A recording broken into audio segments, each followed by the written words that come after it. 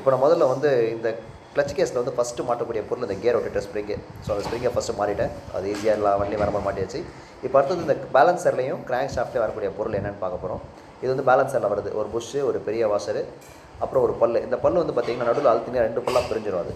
So ரெண்டையும் ஒன்றாக்குறது அந்த 4 ஸ்ப்ரிங்கும் 4 ஸ்ப்ரிங்குக்குள்ள ஒரு சின்ன சின்ன கம்பிகள் வரும். அந்த 4 கம்பியும் பார்த்திங்கன்னா இந்த ரெண்டையும் ஒன்றாக்கிருக்கு. இது 2 பீட்டாக பிரிச்சுக்கலாம். சென்டர் பீஸும் சைட் பீஸ் தனியாக பிரிஞ்சிடும். ஸோ அதை பிரியக்கூடாதுன்றதுக்காக அந்த ரெண்டையும் சேர்த்து டிசைன் பண்ணி ஸ்ப்ரிங் பண்ணியிருக்கு. அதாவது பேலன்சர் கனெக்டிங் ஆட் வந்து சவுண்ட் வரக்கூடாது, பேலன்சிங் சவுண்டு, வைப்ரேஷன் ஆச்சு வரக்கூடாது பண்ணுறது. அதில் 2 மார்க் வரும். ஸோ அதையும் பார்த்துக்காங்க. அதுக்கு மேலே ஒரு பெரிய வாஷர், அதுக்கப்புறம் ஒரு லாக் வாஷர் ஒன்று, அதுக்கப்புறம் நட்டு ஒன்று வரும் கரெக்டாக உட்கார மாதிரி, அப்புறம் நட்டு. ஸோ பேலன்சர் வந்து பார்த்திங்கன்னா 1 2 3 4 5 6 பார்ட் வருது. ஸோ அதே மாதிரி இதில் ஒரு 2 மார்க் மட்டும் வரும். அந்த மார்க் வந்து மேலே வச்சு மாட்டோம். இது வந்து பார்த்திங்கன்னா நம்ம ஆயில் பம்ப் வீலு. இது வந்து அந்த பேலன்சருக்கு நேராக வைக்கிற வீல். இதில் ஒரு பாயிண்ட் மார்க் வரும். ஸோ இந்த மார்க்கும் அந்த மார்க்கும் ஒன்றா மேட்ச் ஆகணும். ஸோ அப்போ தான் அந்த வந்து கிராங்க் ஷாஃப்ட் இடிக்காமல் இருக்கும். நம்ம ஆல்ரெடி ஒரு 2 வீடியோ போட்டிருக்கோம். ஸோ கிராங்க் ஷாஃப்ட் இடிக்கூடாதுக்காக போட்டிருக்கோம். அது கரெக்டாக அந்த பாயிண்ட்டோட மேட்ச் ஆகணும். அதுக்கப்புறம் ஒரு கீ காடி ஒன்று, ஒரு பெரிய கீ. இதில் ஒரு பெரிய கீ வரும், அதில் ஒரு சின்ன கீ வரும். அந்த கீயும் சொல்ல உங்கள்கிட்ட பேலன்சரில் ஒரு கீ வரும். அதை மாட்டும் போது காமிக்கிறேன் உங்களுக்கு. ஸோ ஃபஸ்ட்டு என்ன பண்ண போகிறோம், இப்போது அந்த பேலன்சரில் மாட்டுறோம். ஃபஸ்ட்டு வந்து அந்த புஷ்ஷை தான் போட போகிறோம். ஸோ ஃபஸ்ட்டு புஷ்ஷு பார்த்துக்கோங்க 1. ஸோ அதுக்கு மேலே ஒரு பெரிய வாஷர் வரும். இதுக்காகனா இப்போ நான் சொன்ன 2 பார்ட்டாக பிரிஞ்சிடும். அந்த வாஷர்னு வச்சுக்காங்களேன், நம்ம அழுத்தும் போது 2 பார்ட்டாக பிரிஞ்சிடும். ஸோ இது ஃபஸ்ட்டு பெரிய வாஷர் போட்டிருக்கோம். அதுக்கு மேலே வந்து என்ன பண்ணுறோம், அந்த சின்ன கீ, அந்த கீ காடி சொன்ன பற்றி நான் சொல்ல மறந்துட்டேன் போன வாட்டி. ஸோ அந்த கீ வச்சிடறோம். அந்த கீயை வச்சுட்டு என்ன பண்ணுறோன்னா, ஸோ அந்த பேலன்சர் வீலை வந்து அந்த புள்ளி மேலே இருக்கிற மாதிரி, அந்த 2 மார்க்கு மேலே இருக்கிற மாதிரி மாட்டுறோம். இது நம்ம 2 பார்ட்டாக பிரியும் சொன்னோம் பார்த்தீங்கன்னா. சென்டர் சைடில் அழுத்தினீங்கன்னா தனியாக கழட்டி வந்துடும். ஸோ நீங்கள் சென்டர் அழுத்தினா மட்டும்தான் அது வந்து கரெக்டாக போய் இறங்கும். கொஞ்சம் கரெக்டாக மாட்டிடுங்க. கொஞ்சம் வேகமாக அழுத்தினீங்கன்னா இந்த பல்லு அந்த போல் தனியாக வந்துடும், ஸ்ப்ரிங்லாம் வெளியே வந்துடும். ஸோ அதனால தான் அது பொறுமையாக மாட்டணும். கொஞ்சம் 2 பார்ட்டாக பிரிஞ்சிடக்கூடாதுக்காக வாசல் வந்து பெருசாக இருக்கும். வாசல் பெருசாக இருக்கும்போது இது வந்து தனியாக அழுத்துறதுக்கு வாய்ப்பு இல்லாமல் போயிடும். அது கொஞ்சம் இப்போ வேகமாக அழுத்தினீங்கன்னா அந்த அவுட்ரு பல்லு உள்ளே இறங்கிடும்.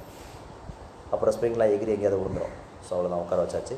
ஸோ அதேமாதிரி மேலேயும் ஒரு பெரிய வாசர் கொடுத்துருப்பாங்க. அந்த ஸ்ப்ரிங்லாம் கவர் பண்ணிவிட பாருங்கள். அதுக்காக தான் பெரிய வாசர் கொடுத்துருக்காங்க. கீழேயும் மேலேயும் ஒரு ஃபுல் கவர்டு வாசர், அந்த ஸ்ப்ரிங்கையும் சேர்த்து கவர் பண்ணுற மாதிரி இருக்கும். அவ்வளோதான்.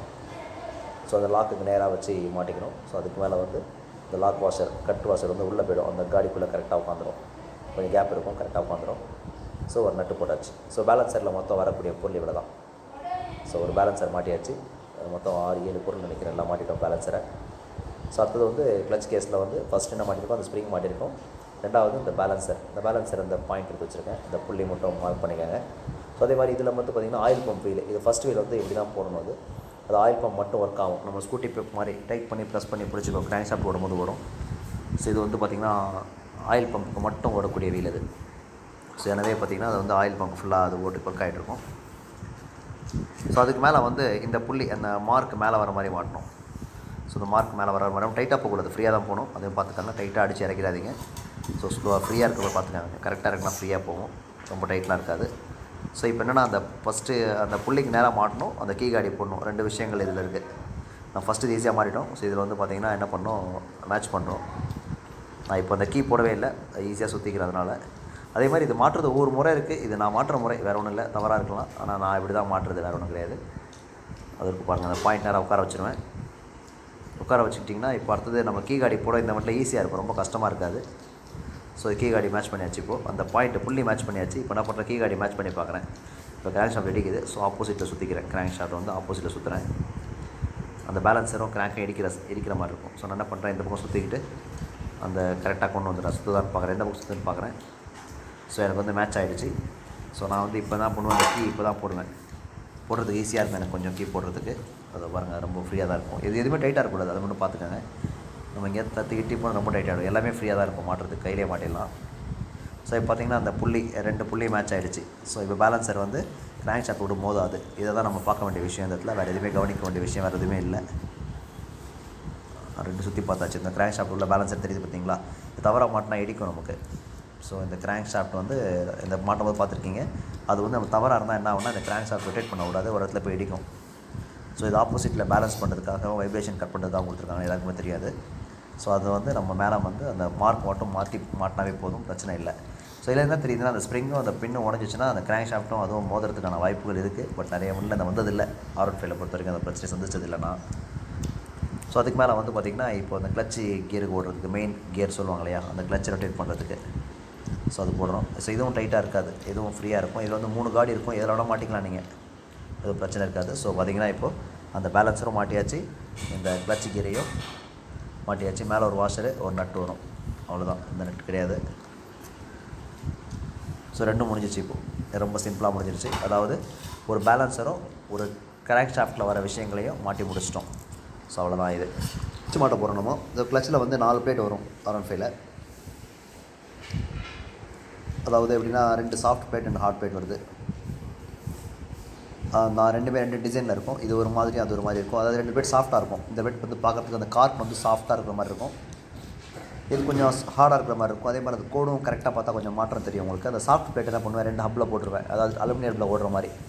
ஏன்னா அலுமினியம் தேயக்கூடாதுக்காக என்ன பண்ணுவேன், சாஃப்ட் பிளேட் என்ன பண்ணுவேன்னா அலுமினியத்தில் போடுவேன். அந்த பிளேட்டும் பார்த்திங்கன்னா ஒரு பக்கம் டேப்பராக இருக்கும், ஒரு பக்கம் சப்பையாக இருக்கும்.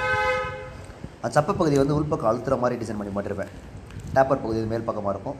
அப்புறம் 2 வாஷர், ஒரு பால்ஸு, ஒரு புஷ்ராடு, கிளட்ச் புஷ்ராடு வரும், 4 ஸ்ப்ரிங் வருது. ஸோ இவ்வளோ இருக்குது. ஸோ முதல்ல என்ன பண்ணுறேன், அதில் வந்து கியர் ஷாஃப்ட் ஃபஸ்ட்டு இடம் கிளட்ச் பேலுக்கு உள்ளே போயிடும். மற்ற வண்டி எல்லா வண்டியும் மாட்டுற மாதிரி தான், அப்படியே ஒரு ப்ரெஸ் பண்ணால் உள்ளே போயிடும். ஸோ ரொம்ப ஈஸியாக இருக்கும். நம்ம எதுவும் இழுத்துலாம் மாட்ட தேவையில்லை, சும்மா அப்படி அழுத்தத்துனாவே கரெக்டாக போய் உட்காந்துரும். அதுக்கப்புறம் வந்து நம்ம 2 வாசர் வரும். ஒரு சின்ன ஸ்ப்ரிங் வாசர், ஒரு சின்ன இது மாதிரி, அதாவது என்ன சொல்கிறது, ஒரு சின்ன ஸ்ப்ரிங் டென்ஷன் கொடுக்குற மாதிரி சின்ன வாசர் ஒன்று இருக்கும். ஸோ அந்த வாசர் என்ன, அந்த பெல்லோடைய ப்ளே வந்து கொஞ்சம் குறைச்சிக்கும். லைட்டாக ஒரு ஆக்சாப் எடுக்கணுத்துக்கு அந்த பிளேட்டை குறைச்சிக்கும். அதுக்காக என்ன பண்ணால் அந்த பெல்லுக்கு உள்பக்கம் ஒரு வாசர் போட்டிருக்கேன். ஒரு சின்ன ஆக்ஷன் மாதிரி இருக்கும். அந்த வாஷர் வந்து ஒரு சின்ன என்ன சொல்கிறது, ஸ்ப்ரிங் டென்ஷன் கிடைக்கிற மாதிரி இருக்கும். அதுக்கு மேலே வந்து கிளட்ச் பெல் போட்டுரும். ஸோ அவ்வளோ நம்ம முடிஞ்சிச்சு. இப்போது கிளட்ச் பெல்லும் மாட்டியாச்சு. இப்போது ஸோ 3 விஷயங்கள் மாட்டியாச்சு. இப்போ பேலன்சர், அந்த கிராங்க் ஷாஃப்ட்டில் வர அந்த 3 கியர், அதுக்கப்புறம் கிளட்ச் பெல் மாட்டியாச்சு. ஸோ மேலே ஒரு வாஷர், அந்த காடி வச்ச வாஷர் வரும், அந்த பல் வச்ச மாதிரி இருக்க வாஷர். ஸோ அது வந்து பார்த்திங்கன்னா கரெக்டாக உள்ளே போய்ட்டு. ஸோ கிளட்சில் வந்து மொத்தம் பார்த்திங்கன்னா 3 வாஷர் வருது. உள்ள ஒரு கிளட்ச் பெல்லுக்கு உள்ளே ஒரு வாஷர் வருது. கிளட்ச் பெல்லுக்கு மேலே இந்த மாதிரி ஒரு பூ வாஷர் வருது. அப்புறம் லாஸ்ட்டில் நட்டு டிக் பண்ணும்போது ஒரு வாஷர் வரும். ஸோ மொத்தம் வந்து இந்த கிளட்ச் ஷாஃப்ட்டில் மட்டும் கிளட்ச் கேஸில் 3 வாஷர் வரும். ஸோ ஃபஸ்ட்டு என்ன பண்ணுறேன், இந்த உள்ளே இப்போ மாட்டிடுறேன். ஸோ அதுலேயும் பார்த்திங்கன்னா பூ வச்ச மாதிரி காடி உட்காரும் கரெக்டாக. ஸோ உட்கார வச்சிடலாம். அதுக்கப்புறம் இந்த வாஷர் கொஞ்சம் டிசைன் நல்லா பாருங்கள். இந்த வாஷர் பாருங்கள், சுத்தாது, உங்களுக்கு சுத்த விடாது. அதையும் பார்த்திங்கன்னா கீழே இந்த அம்போட சேர்த்து லாக் பண்ணிக்கும். ஸோ இந்த வாஷர் எவ்வளோ டைட் பண்ணும்போது கொஞ்சம் கூட சுத்தாது. மற்ற வண்டிலாம் பார்த்திங்கன்னா வாஷர் டைட் பண்ணும்போது சுற்றுறதுக்கு வாய்ப்பு இருக்குது. இந்த இதில் வந்து இந்த வாஷர் சுத்தாத மாதிரி டிசைன் பண்ணியிருப்பாங்க வாஷரை. ஸோ நட்டு வந்து இப்போ டைட் பண்ணிட்டேன். ஸோ இப்போ வந்து கிளட்ச் மாட்டி முடிச்சாச்சு. சென்டர், அதாவது கிளட்ச் சென்டர் மாட்டிட்டேன். உள்ள ஒரு ரப்பு மட்டும் மாட்டிருக்கேன், ஃபுல்லாக முடிக்கல. அந்த வாஷர் லாக் பண்ணிட்டேன், ஃபுல் டைட் பண்ணி மிஷினில் டைட் பண்ணிட்டேன். டைட் பண்ணி வாஷர் லாக் பண்ணி சுற்றி பார்க்குறேன். என்னடா இப்போ டைட்டாக இருந்துச்சுன்னு வச்சுக்கோங்களேன், மெரிச்சிச்சுன்னா அந்த சென்டர் வந்து ஃப்ரீயாக சுற்றாது. ஸோ இப்போ என்ன பண்ணுறேன், சுற்றி பார்க்கும்போது பார்த்திங்கன்னா ரொம்ப ஃப்ரீயாக இருக்குது. ஸோ ஃப்ரீயாக இருந்ததுன்னா நம்ம வந்து கரெக்டாக மாட்டிருக்கோன்னு அர்த்தம். உள்ளே எதுவும் வாஷர்லாம் தப்பாக போடணும்னு அர்த்தம். அது டைட்டாக இருந்துச்சுன்னா நம்ம மிஸ்டேக்ஸ் இருக்குன்னு அர்த்தம். ஸோ புரிஞ்சிக்கலாம் ஈஸியாக. ஸோ அடுத்ததாக வந்து என்ன பண்ணுறேன், அந்த கிளட்ச் லிவர் அண்ட் ஸ்ப்ரிங் ரெண்டையும் மாட்டுறேன். ஸோ அந்த லிவர் ஸ்ப்ரிங் வந்து ஒரு காடியில் உட்காரும், கரெக்டாக பார்த்தாவே தெரிஞ்சிடும். அது ஈஸியாக தான் இருக்கும், எளிமையாக தான் இருக்கும். ஸோ அதை போட்டு முடிச்சுட்டு என்ன பண்ணுறேன், அந்த கிளட்ச் லிவரில் அந்த ஸ்ப்ரிங் வந்து ஃபங்க்ஷன் ஆகிற மாதிரி அதை வந்து அப்படியே கரெக்ட் பண்ணிக்கிறேன்.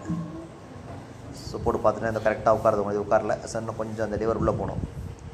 ஸோ உள்ளே போயிடுச்சு. போனதுக்கப்புறம் பார்த்திங்கன்னா ஸ்ப்ரிங் கரெக்டாக உட்காந்துருச்சு இப்போது. ஸோ இந்த ஆக்ஷன் கிடச்சிருச்சு எனக்கு. ஸோ கிளட்ச் லிவர் வந்து ஃபிட்டிங் முடிஞ்சிச்சு. ஸோ அடுத்ததாக மாட்டுறது பார்த்திங்கன்னா புஷ்ராட் வரும். ஸோ புஷ்ராட் வந்து பார்த்திங்கன்னா ஒரு பக்கம் கூராக இருக்கும், லைட்டாக ஒரு பக்கம் சாஃப்ட்டாக இருக்கும். ஸோ அந்த கூரான பகுதியை மட்டும் என்ன பண்ணுறோம், புஷ்ராட்டில் உள் பக்கமாக போட்டுறோம். அது கொஞ்சம் குழப்பமாக இருக்கும், புதுசாக கழட்டி மாட்டும் போது எந்த பக்கம் கழட்டணும்னு தெரியாது. ஸோ இப்படி தான் உள்ளே வரும், அங்கே கேப் இருக்கும். ஸோ உள்ளே போயிடுச்சது.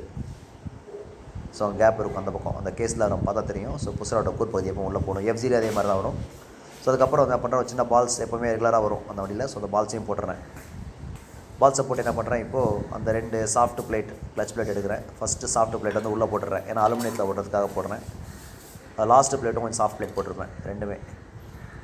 ஸோ அப்புறம் ஸ்டீல் பிளேட் பார்த்திங்கன்னா கொஞ்சம் அந்த சப்பை பகுதி வந்து உள் பக்கம் போகிற மாதிரியும் அந்த மேடான பகுதி வெளியே இருக்கிற மாதிரியும் மாட்டுறேன். ஸோ அப்போ தான் கிளட்ச் ஃபங்க்ஷன் நமக்கு நல்லாயிருக்கும். ஸோ அதை மாட்டிடுறேன், ஒரு பிளேட் போடுறேன். ஸோ அடுத்தது அந்த ஹார்ட் பிளேட், அந்த பிளேட் வரும் பார்த்திங்களா, அந்த டைப் பிளேட். இது கொஞ்சம் ஹார்டாக இருக்கும் பார்க்குறதுக்கு, கொஞ்சம் அதை ட்ரை ஆன மாதிரி இருக்கும். அந்த பிளேட் பார்க்குறதுக்கே தெரியும், அது கொஞ்சம் ட்ரை ஆகாத மாதிரி இருக்கும். ஸோ அந்த பிளேட் போட்டுறேன். ஸோ அதே மாதிரி மற்ற ஸ்டீல் பிளேட் எல்லாத்தையுமே பார்த்திங்கன்னா அதே மாதிரி சப்பை பகுதி உள்பக்கமாக இருக்கிற மாதிரி, அந்த ஃப்ளாட்டாக இருக்கிறது அந்த மேடான பகுதி மேலே இருக்கிற மாதிரி மாட்டுறேன். ஏன்னா உள்பக்கம் தான் அழுத்தம் கிளட்சிங்கிறதுக்காக. ஸோ 2 போட்டுறேன். ஸோ அடுத்த பிளேட் அதே மாதிரி போட்டுறேன். திரும்பி பார்த்திங்கன்னா அந்த சாஃப்ட் பிளேட் லாஸ்ட்டில் வருது. ஏன்னா இதுக்கு மேலே வந்து இன்னொரு அலுமினியம் வரும் இல்லை. இப்போ ஸோ அது 2வது 3வது பிளேட் தான் போடுறேன். ஸோ இன்னொரு ஸ்டீல் பிளேட் வரும் உங்களுக்கு. ஸோ இதுவும் அதே மாதிரி ஸ்டீல் பிளேட்டெல்லாம் ஒரே பக்கமாக அந்த சப்பை பகுதி உள்பக்கமாகவும் மேடு பகுதி மேலே இருக்கிற மாதிரியும் போட்டுறேன். ஸோ போட்டு முடிச்சிட்டேன். ஸோ அடுத்தது பார்த்திங்கன்னா இந்த லாஸ்ட் பிளேட்டு கொஞ்சம் சாஃப்ட் பிளேட்டு. ஏன்னா அடுத்தது ஹப்பு வர போகிறதுக்காக என்ன பண்ணுறேன், இந்த சாஃப்ட் பிளேட் போடுறேன். ஸோ அதுக்கு மேலே வந்து இந்த ஹப்பு மாட்டுறேன், லாஸ்ட் ஹப் மாட்டுறேன். லாஸ்ட் ஹப் பண்ணும்போது பார்த்திங்கன்னா சில சமயம் பாயிண்ட்டில் உள்ளே போகாது, அது கொஞ்சம் செக் பண்ணிக்காங்க ஒரு வாட்டி. அந்த பல்லெல்லாம் ஃப்ரீயாக போகிற மாதிரி பார்த்துக்காங்க, ஸ்ட்ரைட்டாக உட்கார மாதிரி. ஏதாவது ஒன்று பிரச்சனை வரும், மற்றபடி எல்லாமே செட் ஆகிடும் மேக்ஸிமம். அதை மட்டும் கொஞ்சம் ஒரு வாட்டி செக் பண்ணிட்டு மாட்டது ரொம்ப நல்லது. ஸோ அதுக்கு முன்னாடி நான் பண்ண அந்த ஹப்பில் அந்த போல் நட்டு கழட்டி மாட்டிட்டேன், கிளச் நட்டு கழட்டி மாட்டிருக்கேன். ஸோ அட்ஜஸ்ட் பண்ணல, அது லாஸ்ட்டில் அட்ஜஸ்ட் பண்ணிக்கலாம் மாட்டிட்டு. அந்த சென்டரில் நட்டு 10 நட்டு வந்து பார்த்திங்களா, அதுவும் ஒரு சின்ன அட்ஜஸ்ட் மாதிரி கொடுத்துருப்பாங்க, கிளச் அட்ஜஸ்டர். நம்ம சுசுக்கியில் பழைய காலத்தில் சுசுக்கியில் Yamahaலாம் பார்த்துருப்போம், அதே மாதிரி சின்ன அட்ஜஸ்ட் வரும் உங்களுக்கு அந்த ஹப்பில். ஸோ நம்ம ஏன்னா உள்ளே அட்ஜஸ்ட் பண்ணிக்கலாம். அப்புறம் 4 ஸ்ப்ரிங்கு அவுட்டரில், எதுவுமே நம்ம ரொம்ப அழுத்தியெல்லாம் மாட்ட வேணாம், ஈஸியாக உணஞ்சிடும் அது. அப்புறம் ஒரு 10mm போல்டு, 4 வாசர் வரும். ஸோ அதுக்கு என்ன பண்ணலாம், அந்த கிளச்சு வந்து ஃபங்க்ஷன் செக் பண்ணிக்கலாம் ஒரு வாட்டி. அந்த புஷ்ராட் அழுத்தினா அந்த கிளச் ஒர்க் ஆகுதான்னு செக் பண்ணிக்கலாம். ஏன்னா திரும்பவும் அந்த பிரச்சனை வரக்கூடாது மாட்டும் போது. ஸோ எவ்வளோ தூரம் வருதுன்னு சொல்லிட்டு பார்த்து அட்ஜஸ்ட் பண்ணி அதுக்கேற்ற மாதிரி என்ன பண்ணலாம், நம்ம அந்த இதை வந்து அட்ஜஸ்ட் பண்ணிக்கலாம். சென்டர் நெட் பற்றி அட்ஜஸ்ட் பண்ணிக்கலாம். அதை அந்த சென்டர் 10 நெட் இருக்குல்ல, அது ஒரு சின்ன ஸ்டார் ஸ்க்ரூ டிரைவரோட கனெக்டர் வச்சு அட்ஜஸ்ட் பண்ணிக்கலாம். ஸோ அதுக்கேற்ற மாதிரி நம்ம என்ன பண்ணலாம், ப்ளே செட் பண்ணிக்கலாம். அந்த கிளச் லீவர் வந்து அழுத்தும் போது இந்த பல்லு லேஸாக அப்படி ஆடணும், அதாவது பெல்லு மூவ்மெண்ட் வரணும் அப்படின்றத எங்கேயே வச்சு பார்த்துக்கலாம் நம்ம. ஸோ அந்தளவு கரெக்டாக இருக்கும். ஸோ அந்த அட்ஜஸ்ட்மெண்ட்டுக்கு ஏற்ற மாதிரி சென்டர் நெட் அட்ஜஸ்ட் பண்ணிக்கலாம். அந்த 10 நெட்டையும் வந்து அட்ஜஸ்ட் பண்ணிவிட்டு நம்ம என்ன பண்ணாலும் அந்த ப்ளே இருக்கும்போது கரெக்டாக கொஞ்சம் ப்ளே போட்டுக்கணும். ஏன்னா மாட்டினா திருப்பி கஷ்டமாயிடும், கிளச் கேஸ் கழட்டி திருப்பி அட்ஜஸ்ட் பண்ண மாதிரி ஆகிடும். ஸோ அதனால் ஓரளவுக்கு புரிஞ்சுக்கிட்டு மாட்டினா நல்லாயிருக்கும். ஸோ அட்ஜஸ்ட் பண்ணி மாட்டி முடிச்சிட்டேன். இருந்தாலும் நம்ம ஸ்ப்ரிங் போட்டதுக்கு முன்னாடி செக் பண்ண நல்லது, எதுவுமே லாஸ்ட்டாக ஒரு வாட்டி செக் பண்ணிக்கலாம். ஏன்னா ஸ்ப்ரிங் மாட்டும் போது கொஞ்சம் வித்தியாசப்படும் நமக்கு. இப்போ ஒரு மாதிரி இருக்கும், ஸ்ப்ரிங் போடாதுன்னு வேறு மாதிரி இருக்கும். இந்த ப்ளே தெரியுதா உங்களுக்கு, கிளச் வேறு ஆட்டினா இங்கே ப்ளே ஆகுது. ஸோ ஈஸியாக புரிஞ்சுக்கிட்டு நம்ம. சரி 4 ஸ்ப்ரிங் போட்டுறேன். 4 ஸ்ப்ரிங்கு ஏற்கனவே போட்டு காமிச்சேன். 4 ஸ்ப்ரிங் போட்டுறேன். போட்டு என்ன பண்ணுறோன்னா அது 4 10mm போல்டு வரும், வாஷர் வரும். ஸோ அதை போட்டு மிஷினில் டைட் பண்ணி விட்டுறாங்க அப்படியே கொஞ்சம். ஸோ அந்த மாதிரி 4 போல்டு உள்ள வாஷர் வச்ச மாதிரியே வரும் அந்த போல்டு. ஸோ அதையும் மாட்டி முடிச்சிடுறோம் ஓரளவுக்கு. 1 by 1 போட்டுடலாம். அதில் போல் டைட் பண்ணி முடிச்சுட்டேன். இருந்தாலும் டைட் பண்ணதுக்கப்புறம் பார்த்திங்கன்னா நம்ம வித்தியாசப்படும். ஸோ அந்த லிவர் அழுத்தி பார்க்கும்போது இது ஃப்ரீயாக இருக்கணும், லிவர் விடும்போது டைட்டாக இருக்கணும். ஸோ அதை மட்டும் செக் பண்ணிக்கிட்டால் ஈஸியாக இருக்கும். நெக்ஸ்ட் டைம் வந்து திரும்பி கிளச் கேஸ் கழட்டி அட்ஜஸ்ட் பண்ணுற மாதிரி இருக்காது. ஸோ மொத்த கிளச்சும் செட் பண்ணி முடிச்சாச்சு. இவ்வளோ தான். அடுத்தது கிளச் கேஸ் மாட்ட வேண்டிய வேலை தான். ஸோ கிளச்சும் ரொம்ப எளிமையாக தான் இருக்கும். நன்றி, வணக்கம்.